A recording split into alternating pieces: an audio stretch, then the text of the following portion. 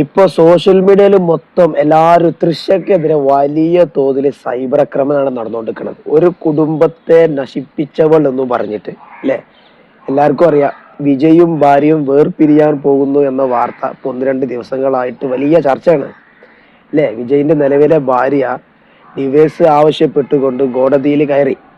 ഇതിന്റെ പേരില് ഇലക്ഷൻ വരുന്ന ഒരുപാട് സത്യങ്ങൾ, ഒരുപാട് സംഗതികൾ ഇതിന്റെ ബേക്കിൽ ഒളിഞ്ഞു കിടക്കുന്നുണ്ട്. പക്ഷെ ഒറ്റക്കെട്ടായിട്ട് ഇപ്പൊ എല്ലാവരും തൃശ്ശക്കെതിരെയാണ്. സോഷ്യൽ മീഡിയ വലിയ തോതിൽ എതിർപ്പാണ്, വലിയ തോതിൽ തെറിവിളികൾ, വലിയ സൈബർ ആക്രമണമാണ് ഇപ്പൊ നേരിട്ടുകൊടുക്കുന്നത്. എല്ലാവർക്കും അറിയാം വിജയും തൃശ്ശയുള്ള കോമ്പിനേഷൻ. അപ്പൊ എന്തുകൊണ്ട് ഒരു ജീവിതം നശിപ്പിച്ചവൾ എന്ന് പറഞ്ഞുകൊണ്ട് വലിയ തോതിൽ സൈബർ ആക്രമണം നടക്കുകയാണ്.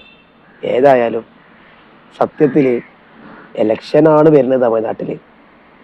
ഇതൊക്കെ വിജയിനെ എത്രത്തോളം അടിച്ചമർത്തി ഒതുക്കാനുള്ള പരിപാടിയാണ് എന്ന് ഏതൊരാൾക്കും ഊഹിച്ചാൽ മനസ്സിലാവണം. അത്രേ ഉള്ളൂ. ഇലക്ഷനല്ലേ വരുന്നത്.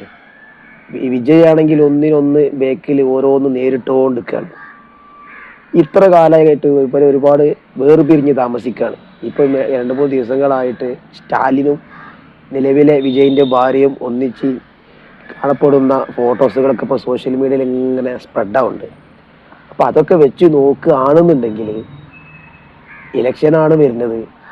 അപ്പൊ എല്ലാം കൊണ്ടും വിജയിനെ ആകപ്പാടെ ഇല്ലാതാക്കി അല്ലെ? ഇപ്പം തന്നെ ഒരു തോൽവി വിജയിക്ക് ഉറപ്പിക്കാമെന്ന മട്ടിലാണ് കാര്യങ്ങൾ മുന്നോട്ട് പോകുന്നത്.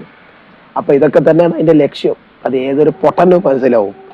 അപ്പൊ ഏതായാലും ഇപ്പോഴത്തെ സാഹചര്യത്തിൽ തൃശ്ശക്കെതിരെയാണ്, ഒരാളെ ഒരു കുടുംബത്തെ നശിപ്പിച്ചവൾ എന്ന നിലക്കൊക്കെ ഒരുപാട് ഒരുപാട് സൈബർ ആക്രമണമാണ് ഇപ്പൊ നേരിട്ടുകൊണ്ടിരിക്കുന്നത്. അപ്പൊ കണ്ടിരുന്ന് കാണാം ഏത് കോമ്പിനേഷൻ ആയിരിക്കും ഇനി വരാൻ പോകുന്നത്. ഏതായാലും ഒന്നും ഉറപ്പാണ്, ഇലക്ഷനാണ് വരുന്നത്. അതിന്റെ ഓരോ പരിപാടികളാണ്, ഏതൊരാൾക്കും മനസ്സിലാവും.